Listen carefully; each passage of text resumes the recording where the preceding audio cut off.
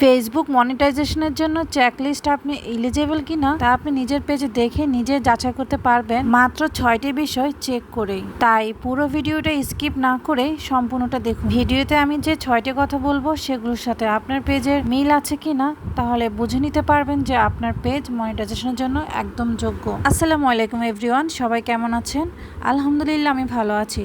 আজকে মজাদার হাঁসের মাংসটা রান্না করবে আমার আম্মু, কারণ আমার আম্মু অনেক মজা করে হাঁসের মাংস রান্না করতে পারে। অনেকের কাছে হাঁসের মাংসতে নাকি স্মেল হয়, ভালো লাগে না, কিন্তু আমার কাছে অনেক বেশি ফেভারিট। সো আম্মু মাংসগুলো কেটে তার মধ্যে রসুন বাটা, জিরা বাটা, আদা বাটা, পেঁয়াজ কুচি এগুলো সব দিয়ে মাখিয়ে নেবে, সাথে হলুদ মরিচের গুঁড়া দিয়ে ভালোভাবে মিশিয়ে নিয়ে ফ্রিজে রেখে দিতে হবে কিছুক্ষণের জন্য। আচ্ছা, আপনার পেজটা এলিজিবল কিনা তা যাচাই করতে পেজে 500 ফলোয়ার আছে কিনা, শেষ 60 দিনে 6 লক্ষ মিনিট ওয়াচ টাইম পূর্ণ হয়েছে কিনা, 5টি আপনার বড় ভিডিও থাকতে হবে, কমিউনিটি স্ট্যান্ডার্ডস ভঙ্গ করা যাবে না, কন্টেন্টগুলো ঠিক আপনার নিজস্ব কিনা তাও চেক করতে হবে।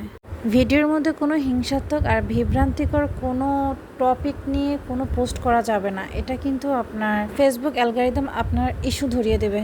সো কোনোভাবে ফেসবুকের এইসব নিয়মগুলো ভঙ্গ করা যাবে না, এতে আমাদের পেজের অনেক অনেক বেশি ক্ষতি হবে। সো আমরা যারা নতুন কন্টেন্ট ক্রিয়েটর, তো আমাদের নিয়ম মেনে আসলে চলতে হবে, না হলে আমাদের কখনোই মনিটাইজেশন আসবে না। সো আমাদের উচিত যারা আমরা নতুন ভিডিও করি আমাদের অথেন্টিক আমাদের ভিডিও যেন হয় সেদিকে খেয়াল রাখতে হবে। ফেসবুক কমিউনিটি স্ট্যান্ডার্ডসগুলো আরও বুঝে শুনে কাজ করতে হবে, যেন কোনো ক্ষেত্রে আমাদের কোনো কপিরাইট ইস্যুস বা পলিসি ইস্যুস পেজে না আসে। তো আমার কথাগুলো শুনে তোমরা অবশ্যই বুঝতে পেরেছো যে কি কি নিয়ম মেনে চললে আমাদের মনিটাইজেশন এলিজিবল হবে।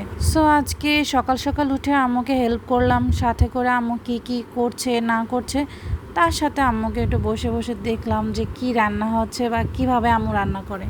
আমি টোটালি মাংস রান্না পারি না, সো আম্মু শেখাচ্ছে যে কিভাবে রান্না করতে হয়। আমার আম্মু অনেক বেশি টেনশন করে যে আমি যেহেতু রান্না পারি না তো পরে কি করব।